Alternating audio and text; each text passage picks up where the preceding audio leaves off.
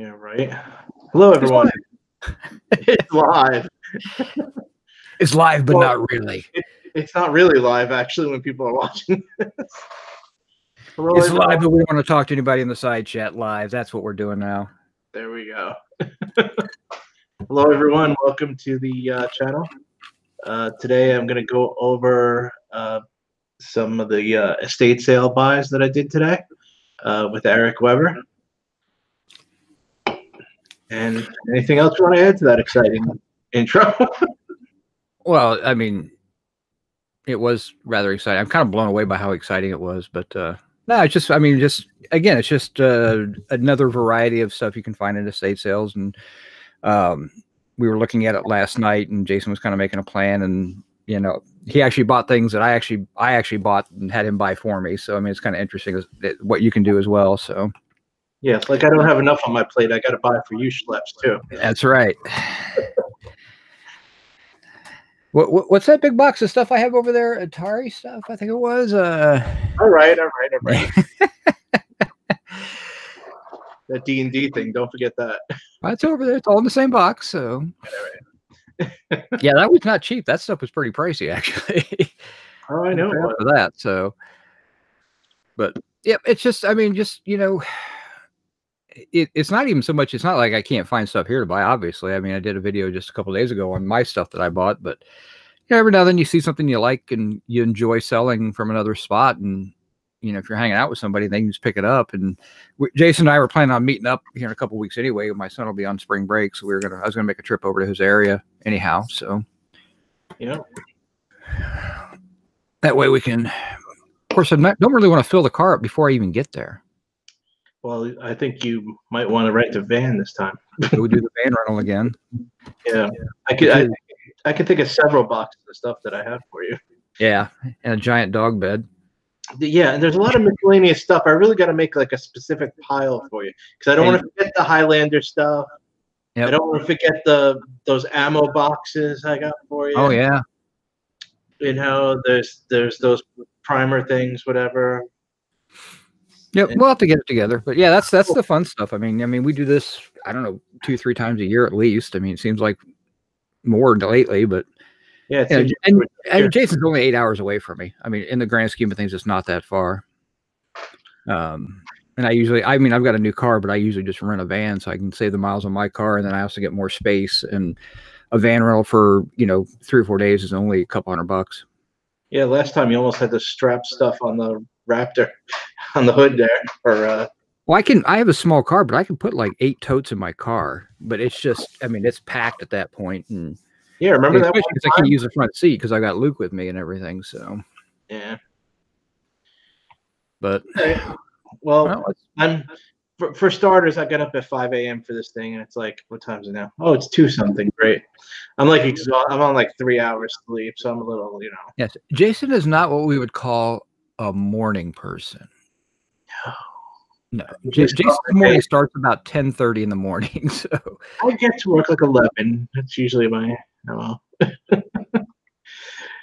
But yeah, so but then I've already gone back and had a nap, and now I'm back up again. So after this, I am like heading home and going right to bed. Yeah, you might be able to get up in time to take Jess to dinner. There's always that. All right, so let's spin it around. We'll get this done real quick. Jason's camera is actually on top of his monitor, but he's got this really cool monitor stand that he can swivel 360 and angle it and everything. So slide a little bit more over to the left. There you go. Perfect. All right, great. Everything I got is on this first table. That second table is stuff that's being prepared to go out. Okay. I've seen some of this, but I haven't seen it all. So I'm a little cramped over here, so we'll just do it the best we can. All right. For starters, we have a nice set of Stanley 750 chisels. They just need a little bit of cleaning. They're actually pretty nice. So Stanley chisels, like Stanley planes, are highly collectible then? They're collectible, but they're also very usable, Yeah. Well, I mean, they're the type of stuff that people collect, but they also use them at the same time because you really, I mean, it takes a lot to destroy a woodworking plane and a woodworking chisel. So, though it is possible. One of these planes is actually broken. Someone cracked the bed, so it is possible to break. But yeah, okay. it takes a lot of effort. So, what are the chisels worth? You paid how much you pay for the chisels? Well, let's just go. Pretty much the whole lot was 800, and we'll just go with that because it was pretty much like a bulk buy. Okay. I don't know. Even if something has a price on it that you might see, it was really done as a bulk buy. So don't pay attention to it if there's a price on it. Okay, what are they worth then? These on a good day, these are probably like $200. Nice. Yeah, I mean they need to be cleaned up. Obviously, you can see a little bit of rust on it, but I'll get those. Yeah, I mean, that's really the key with these type of tools. The cleaner and nicer you make them, take the rust off, which really shouldn't take that much effort to get that off. No, it's nice, and you'll get these a lot, and the handles will just pop off. That's normal. Don't worry about it. How are they normally held on? Pressure. Sometimes people glue them. All right. Cool. That's a nice hit right off the bat. 150 to $200. So. Yeah. Then we got this is a number 5 Stanley. No, Bailey. Well, Bailey Stanley. Yeah. This is a 5C. It's corrugated on the bottom. When you see planes like this, they're usually worth a little more than the standard 5 or whatever number it is. It's in really nice shape. Yeah, I mean it's far from perfect, but it's a good. This is what I like to call a good user grade tool. You know. Why do they corrugate them? Geez, thanks. Ask me something like that, Adam. Oh, I have no idea. I was just curious if you knew. I don't remember. I haven't dealt with planes in so freaking long. I forget. I mean, I sold one just recently, just like that, but I sold it at my live auction because the handle was broken off, and so I thought I'd put it there. This handle is cracked. Yeah, no, mine was completely gone. So I just did, and it was also in a lot worse. It was very orange. Let's put it that way. But I still ended up getting like $15, $20 for it at the live auction. So. Oh, okay. I mean, I estimate the value on this at like probably $50. Yeah. Next, we got a Sergeant number 6. Again, user grade, regular bottom. How much is that one? This one's probably going to fall. The 6s usually fall in the 40 to 80 range, depending on condition, type, year. The collectors or user gets it. It depends. It's hard to be spot on accurate with these type of things, but I mean, it's a great tool for auction because you just can't figure out what someone's willing to pay for it right at that time. Here's another one. This is which one is this? A Bailey number 6 also. This one's damaged. You see it right there in the bed. It's a little been repaired. Oh, okay. Looks like it repaired decently though. Yeah. Yeah. So probably maybe 25 on this. Okay. Right. Moving right along. We have a few more chisels here. Some regular sockets, gouge type chisel. These are all Buck Brothers, and two are Buck Brothers, and 2 are one's Winchester and the other one's not branded. That's probably like $20. I bet you that Winchester's worth more than you think it is.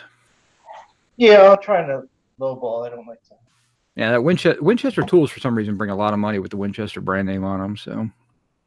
Yeah, they do have a cool looking logo with the name. We got 2 little tiny fishing lures. Nothing over. I'm blocking a little. Are they glass-eyed, wood-bodied? No, these are modern. They're called Thin Fin. I think they're worth like maybe $5 a piece. Nothing. Put them together. Get exciting, but I don't know. Something about fishing lures, they track my eye. I love vintage fishing lures, but it's hard to get them at a good price. I guess that's the point of it, right? Yeah, I mean, you gotta. I mean, you can get them decent if you buy it. The best way to buy vintage fishing lures is buy them in a tackle box. Yeah, get a whole set. Yeah. This is a vintage saw set for setting the blades on hand saws by Stearns. That was like $20. Cool. Yeah. Yep. I looked a couple of these things up before because I had to identify them first. So. Yeah. Time to get hammered, Jason. Yeah, here we go. Nice little tinsmith hammer. Value, I don't know. $20? 40? No, 40, I think. Yeah, I think about 40. I mean, just because it's not like high-end tools we're talking about. These are hammers you can find in everybody's garage. So, well, the tinsmith one's a little different. You don't see these that often. Yeah. But you got a little regular Stanley hammer, but it's just had a nice head. I don't know. $10. There's a little tack hammer. This was by Osborne. Okay. $10.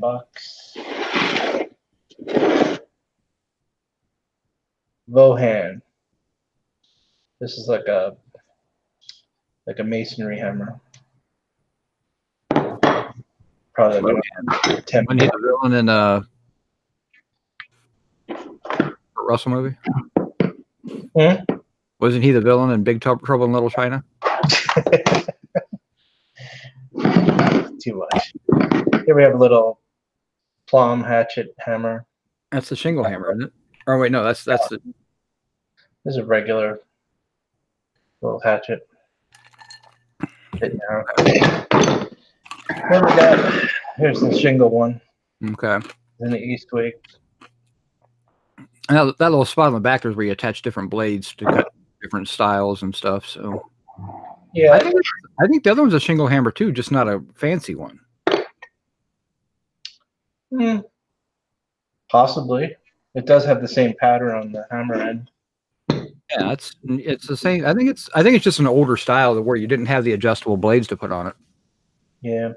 I figure these are probably, I don't know, 15, 20. Okay.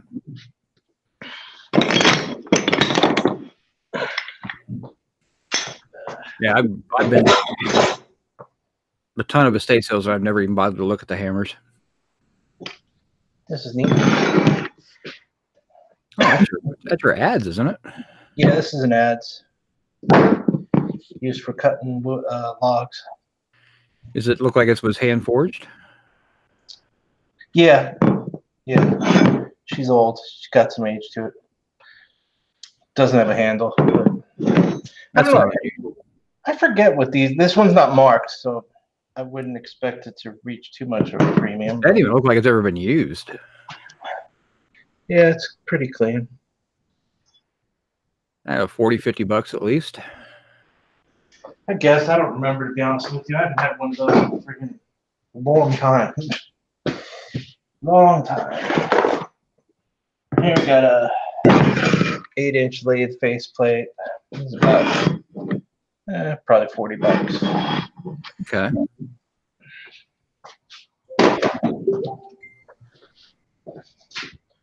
We got Gunpowder. Hercules powder. Nice little tin. It's got this cool little. Yeah.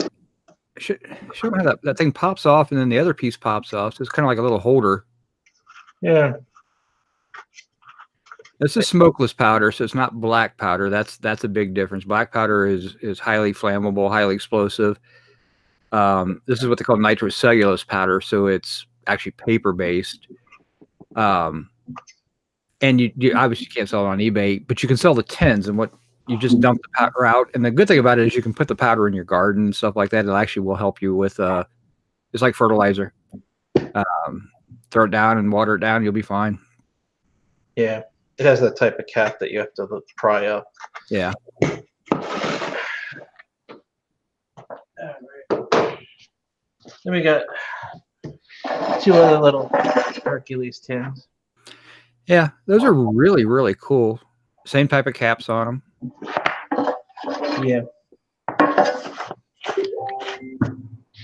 Very neat. Yep. Again, this is kind of that for that gun guy who has that vintage gun collection or whatever. He's going to, you know, dress up his room with the old powder tins. Keep out of reach of children. Yep. What do you think the value is on all these tins? Well, the small tins, I looked them up already. They were like $15 to $20 each. The big the big quart one, the big Hercules powder one, you don't see those very often. And that probably hasn't been made since at least the 70s. I would say that one's probably going to be in the 25 range. The other one's probably only $10. So I mean, total talk, you're talking. I'm going to say you're looking somewhere between 75 and 100 for all 4 tins. All right.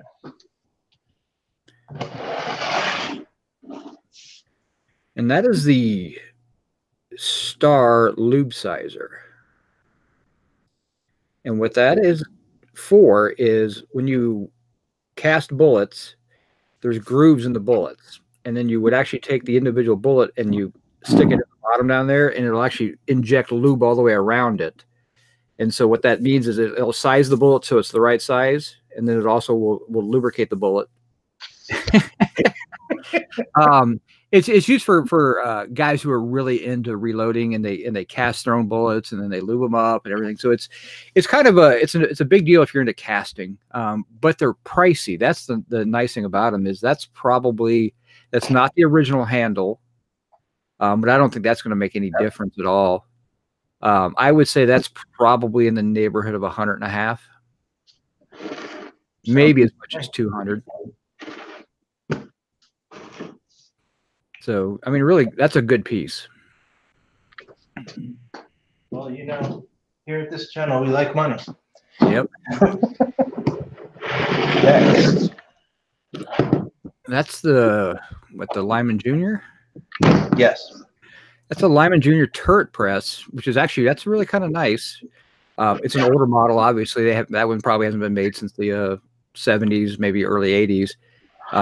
Still has decent value. Presses don't really go out of style as long as they're in good working condition. They all take the exact same size dies. The difference is the attachments at the bottom for the different bullets you can put into it.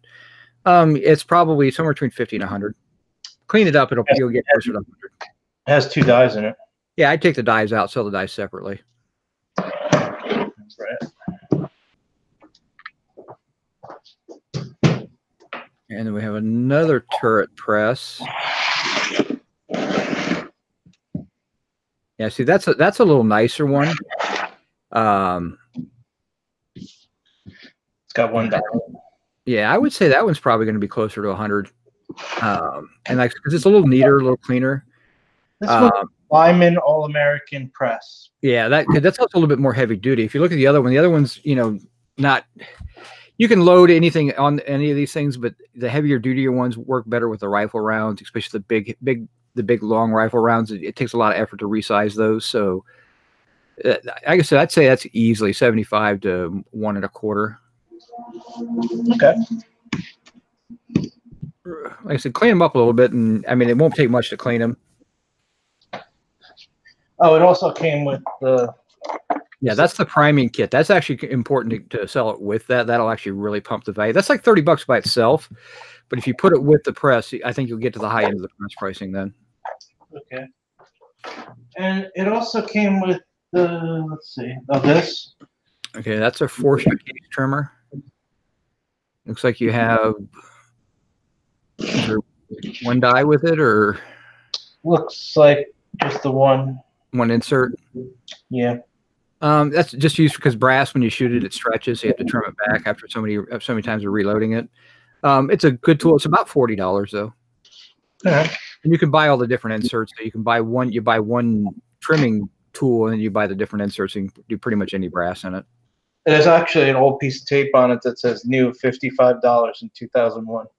Yeah, Forster's a top-notch company when it comes to reloading stuff. You see Forster presses are really expensive. They start at a couple $100, and that's a powder. It's a powder measure. It's where you basically the little dial on the left, it tells you how much it's going to throw every time, and then you sit there. It's an older one, but it doesn't need to be on a press. You can either put it on the press or you can put it underneath it. I mean, all kinds of different ways you can use that, but that's probably $30 to $40, and that the way that one sits.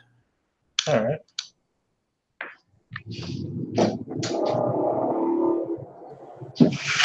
Next, we got a whole bunch more reloading dies. All depends on sizes. Those are at least $15 a piece per set. So a set of reloading dice for rifles will typically have 2, and handguns 2 to 3. Okay. Next, we have a few books.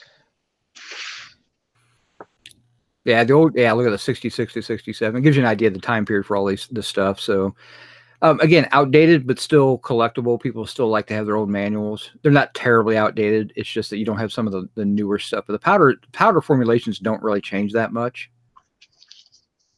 And that's probably the newest one there. But again, I would say those are at least $10 a piece. Maybe the other one, that one's maybe not worth quite as much. Put it with the other manual and you'd be all right. 1971 on these two. Yeah. This one here is like probably 67. 66. Yeah. Those are cool because of the way the binding is. You can lay them flat. Next, we have a really nice bullet mold. Yeah, that's a good one. Yep. Was it Gibson? Is that what it was? This one was, let's see, Hensley and Gibbs. Gibbs, okay. Yeah, typically when you see bullet molds like that, you're going to see Lyman, and they have the handles come off, and you can sell the handles separately and the molds are separately. And some of those molds can be, a lot of money. I sold molds for over $100 before. That one I think is right around $100. Hard to find. Good brand. I believe that's a Pennsylvania brand too. Let's see. Next, we have a sheet metal 90-degree notcher. Yeah. Yeah. What's that worth? Probably $40 to $50. Oh, nice. Yeah. Cute.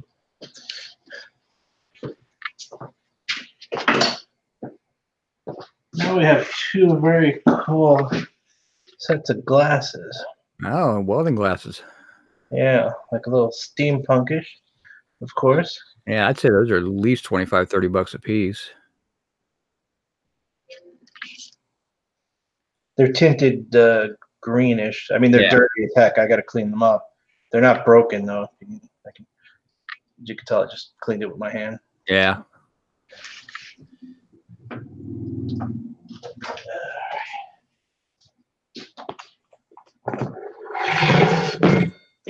Next, we have a tap wrench. It's kind of neat because it has 3 sizes in one head. 3/4, half, and a quarter. 5/8, ½ inch, and 3/4. Haven't seen one like this before. SCH and S. Yeah, usually you just typically see one size, and that's it. Yeah, they're adjustable.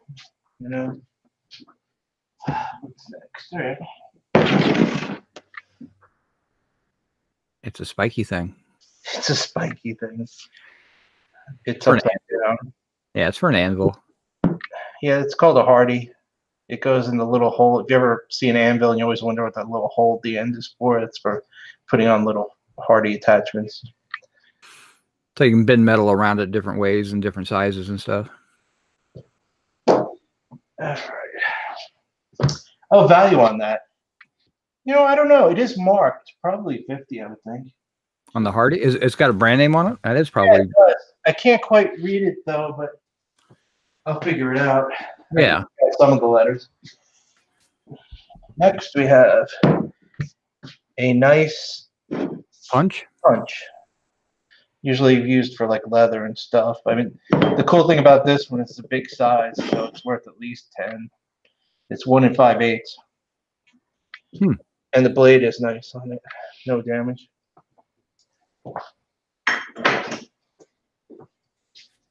Next, we have a small lathe chuck. How'd you get out of there if you didn't buy the lathe? How'd she let you get the chuck then? This wasn't for that machine. Oh, okay. Tiny machine. This is like a little Craftsman 109. Is it about $75 for that? Nah, these are cheaper. This is probably 50. And it's not perfect, maybe a bit less, actually. Okay. And I gotta pull that rod that someone shoved in there. Yeah.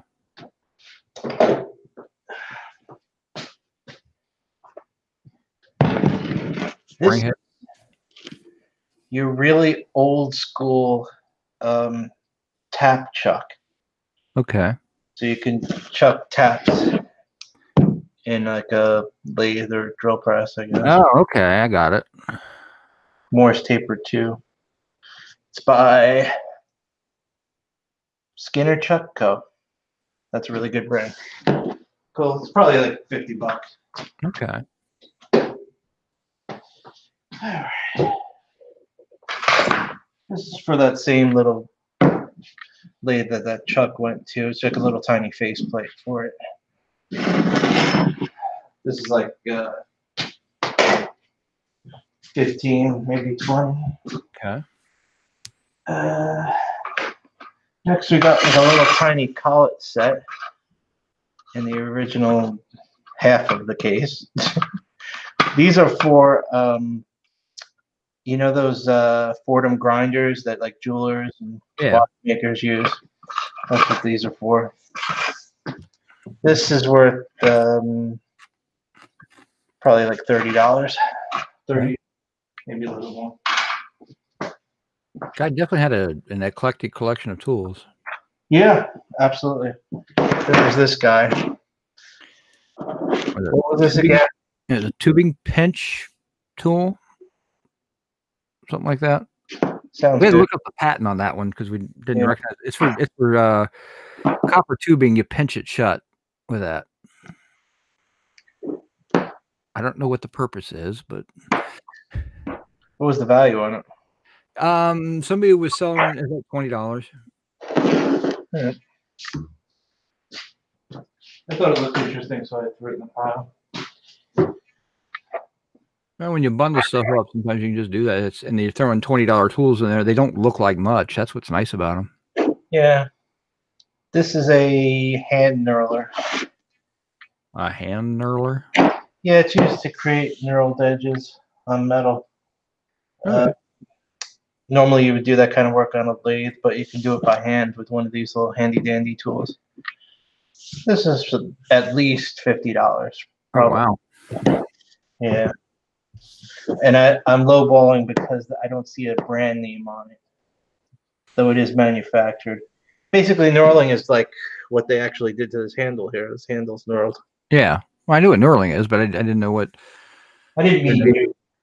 I meant the audience. Yeah, well, it's true. Okay. All right. Next. You got them. These are wood lathe. These are the tool rests, and these bottom pieces of the banjos, they're called. Okay. And they have a value of, this one's a Craftsman, 30 to 40. This one I didn't ID yet, but it's probably in the same price point.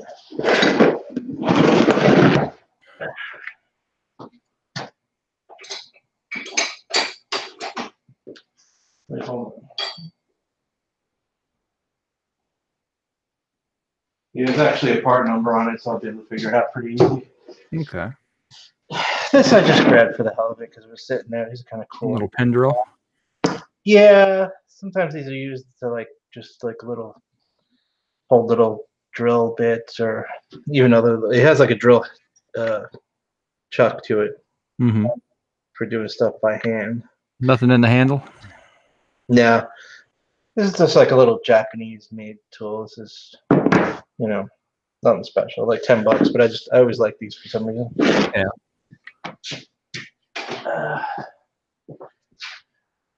We have another rest. Looks like 6-inch for a bigger. Does it go into that other banjo that you had? No, this is for a bigger lathe, and this is what is this? So it's 1-inch. So it's for a Delta or Powermatic lathe. And same with this one. And Dang. this is actually, how big is that one? 6-inch and then 12-inch? 16-inch actually. Okay. 16 and 6 and 6. That's pretty good size actually.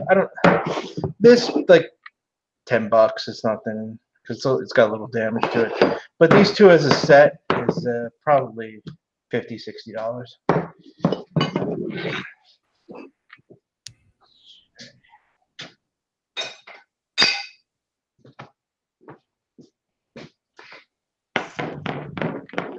What is that?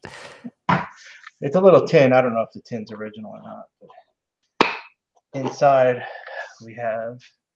What is that?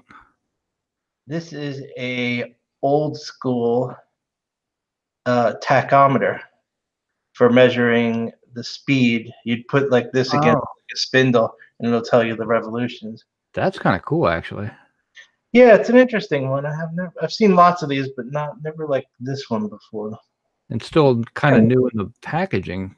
I don't know if the packaging's original. It looks like it. Either way, they're not really very expensive, but since it was kind of a unique shaped one than you normally see, I don't know, probably $20, I think. Yeah. All right. These are, what do you call it? They're hunks of metal to me. They're rivet punches, I believe they're called. Okay. They're about $10 a piece. Are they used for blacksmithing or? To be honest, I forget. Rivet. I think these are for leatherworking, actually. Oh, okay. If I remember right. You didn't see any other leatherworking stuff there? I mean, you got a couple pieces, it looks like. Yeah, but these always average about $10 a piece. Most of these are stamped too. So.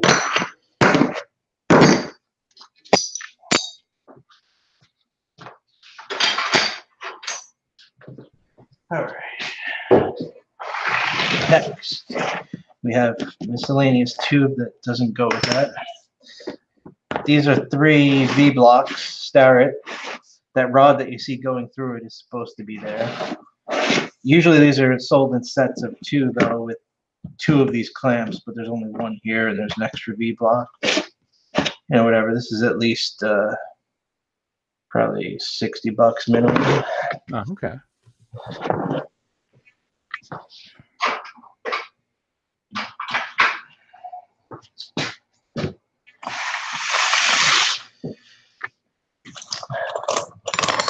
There's about 10 of these here. These are for a drill press. These are what are they called again? Mortise bits and chisels. Oh, okay. Oh, you broke it. No, that's just a book. I know, I'm just kidding with you. So what do those run? I forget now. I think they're probably about $10 a piece. Okay. I just got to make sure they'll match up because they're all different brands. Are they typically sold in sets, or are they sold by the piece? No, they were also sold by the piece, but you want to make sure you got the right chisel with the right bit. Oh, okay. I have to go through them all and make sure. I know there's 10 chisels at least, and hopefully there's 10 bits. We'll see how it goes.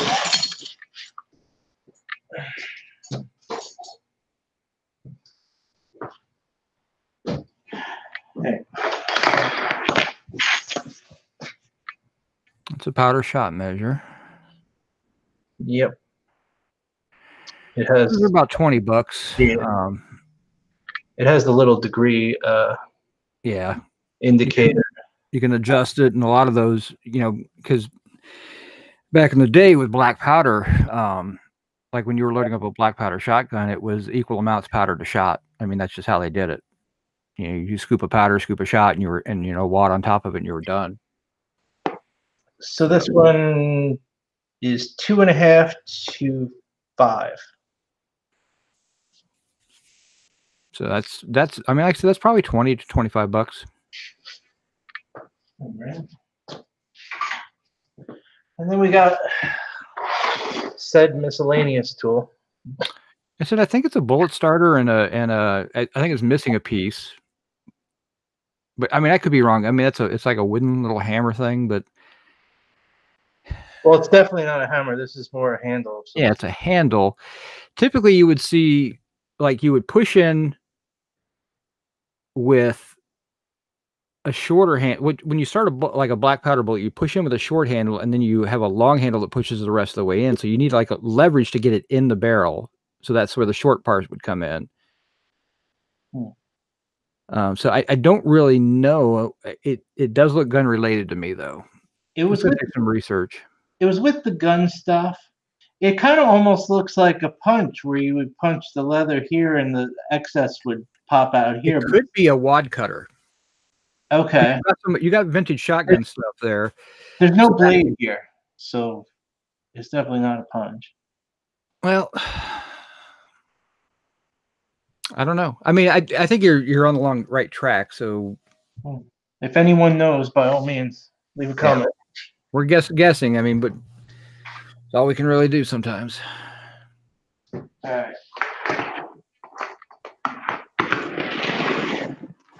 Yeah, those are shotgun shell reloaders, and that's the priming tools you get with them. So those are all really good. I mean, those are they're actually kind of awesome because they're so simple. Yeah, kind of reminds me of those like Apple Core. Yeah, a lot of people see them, don't realize what they are. I mean, you really kind of have to have all of that stuff together. It'll deprime, it'll reset the shell, it'll recrimp, and then you need the other pieces there for priming them. So, but if you bought a good high-end shotgun back in the day, you got a set of tools with that shotgun. These were all stamped 12. So. Yeah, so those are all 12 gauge. What's the value on these? The reloading tools are probably $40 a piece. You throw a primer with each one, you'll probably kick the value up to $50, and then the priming piece is probably $10 to $15 by itself. All right. It's not unusual to find them. I've actually got a set of those around here somewhere. I just don't know what I did with them. All right. And then axe heads.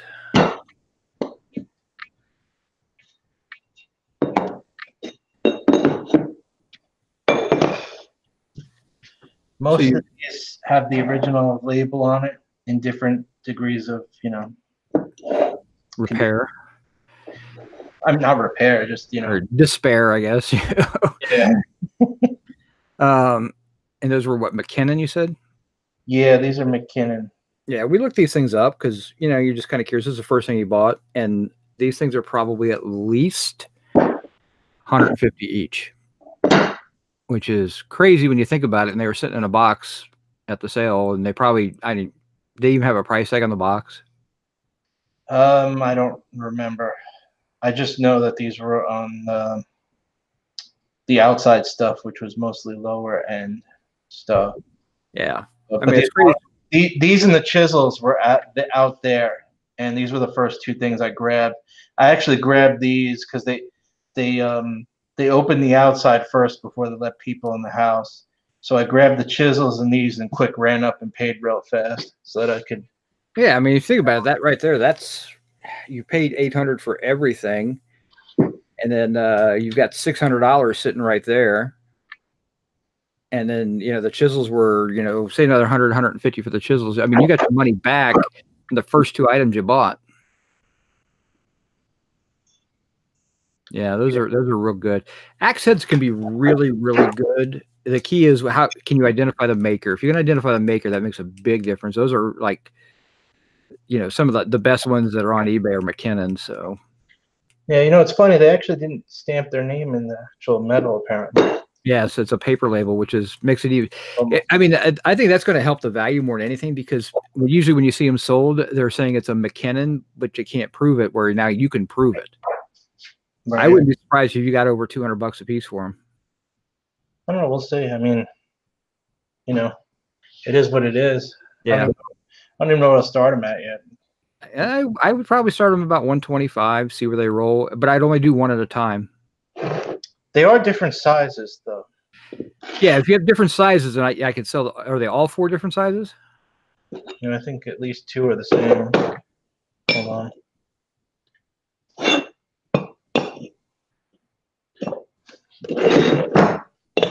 3 are the same, one's different. Yeah, so I'd sell the 2 that are 2 different sizes at the same time, and then sell the other 2 separately. Yeah, that sounds like a good plan. But I think you're going to be surprised at how much money you get for those. And they are 3.35 ounces for the one. All right. So that's it for me. Uh-oh. Oh, I finally get to see what I bought. Yeah, now you guys get to see what Eric bought. Jason called me. I mean, he called me up while he was at the sale and said, "Hey, man, there's some car manuals here. They're older. Do you want them?" I'm like, "Sure." I said, I don't want to pay that much for them. He said, because I didn't know how many he had or anything like that, and he got them for $5 a piece. And there are 40 manuals here. Sure, Eric. I love schlepping books out of a basement for you. Yes, he does. Like when I schlep a giant lathe out of somewhere for him. It's not even like they're light. Yeah, those are the original shop manuals. Pontiac 56, 62. There's the heating, ventilation. So when you get stuff like that, you try to get all of them. That's the transmission one. There's a Pontiac Tempest. So those are really cool. I typically get anywhere between $20 and $40 for those. And paying $5 a piece, getting $20 is a really good deal. The Rambler ones are interesting. Opel Cadet. Opel is a brand that's a European brand. Most widely known for their Opel GTs, but I had Opel Man. That's why I've known about them. And Buick actually sold Opels out of their dealerships. Vauxhall, that's a English car. So that's actually pretty cool. You don't see that. It's probably 1962, 63? 57. 57? Okay, a little older. Yeah, I'm just saying this stuff for the first time. What is that? Oh, it's a Pontiac? This is a big boy. Yeah. 67. Okay. We got 78 Fisher Body Service. What was that for a horseless carriage? No, GM was Fisher Body. Here's something interesting. It says Pontiac. It's nice when it's still in the original envelope. It's probably the supplemental manuals, the inserts they would send out to you. Always cool. Should I fan through the other box? Yeah, I want to see what's in the other box. Yes, sir.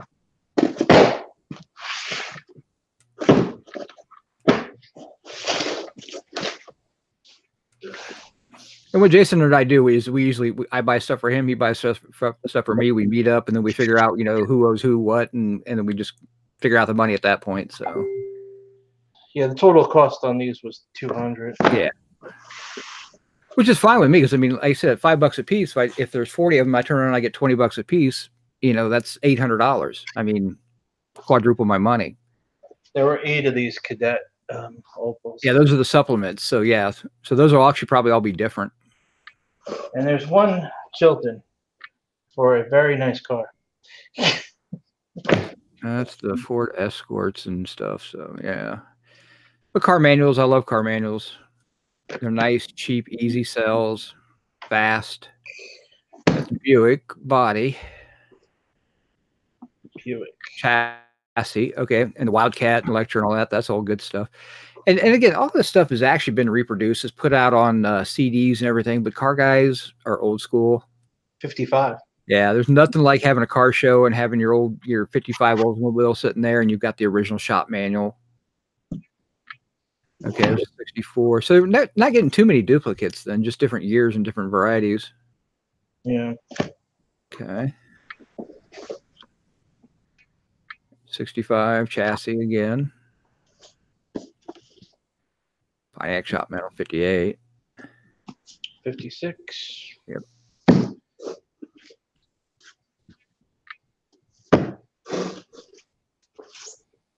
59. Those are so neat. And you can basically tear a car down and rebuild them with these manuals.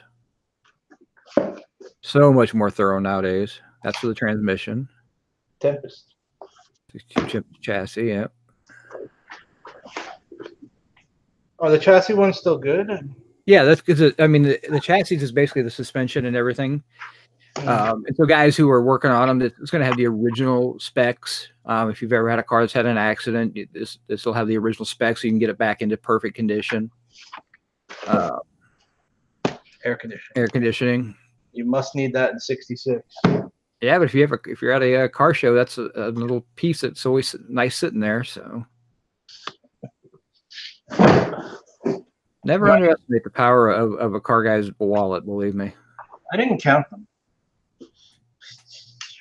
Well, you said you gave $200. I figured there was 40. Yeah.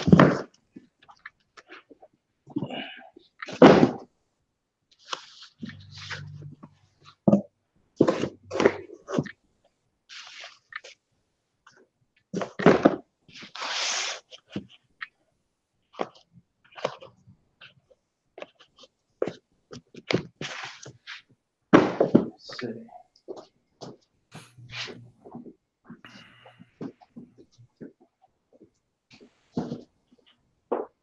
Yes, we got to watch Jason do math now. There's actually 44. Okay. And then, of course, fanning those out, like, my throat's all dry now. Yes. Now you've got all the mold and mildew and everything. So how much do you think you're going to get total then on your stuff? I wasn't keeping track. Okay, fine. I wouldn't keep track either. I figure you spend 800, you're probably going to get 22 to 25. That sounds good. I mean, you know. Matter of getting it up and getting it listed and and then getting it sold. I mean, the stuff sells pretty quickly. The manuals take a little time. You got to wait for the right guy to come along, but like the reloading stuff, that'll sell. Yeah, I'm not into that slow moving stuff like Eric. Yeah. I also didn't pay near as much as he did too. So True. I mean, that's really the big difference. I mean, between your store and my store is I have slower moving stuff, but I don't pay near what you pay for your stuff.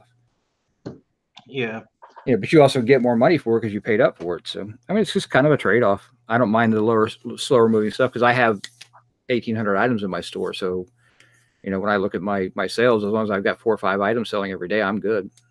Oh yeah, it's hysterical. My store is so pitiful. I have like, geez, how many is it? Like 150 maybe right now.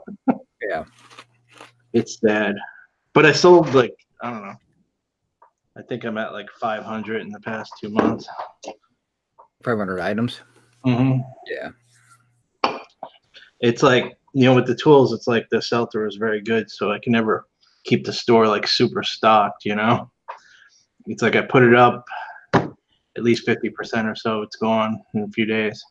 And then after you close your auctions, you usually sell another 10 or 15% of just people coming in afterwards. And, oh, I meant to buy it, or I forgot about the auction. I see it's live again, or. Yeah.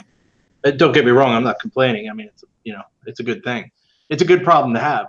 Yeah, it is a good problem to have. But it kind of makes you look like a little tiny seller when you only have 100 items.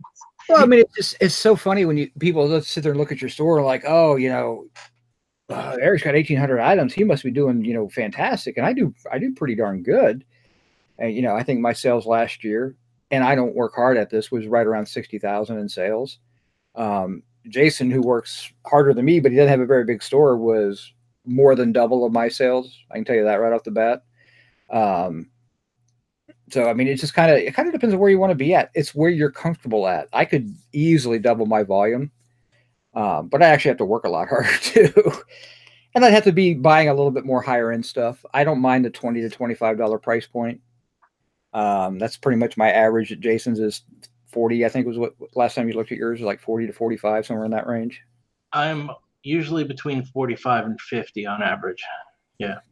So I mean, that average ticket is huge. What you just divide your dollar amount by how many items you sold, and you can figure out where you're at. If you're under $15, you're struggling to make money because you're doing a lot of work for small sales. And again, there's nothing wrong with small sales, but you got to have those bigger sales in there as well. And by bigger, I mean $25, $40, $50 sales. Yeah, I mean, otherwise you're just working. You're putting a lot more work, into it. Yeah. I mean, you should. I mean, I'd really like to have an average daily sale total of around 100, 140. I think last year it was like 130. My average every day I sold was $130. But that's 7 days a week, and I can't.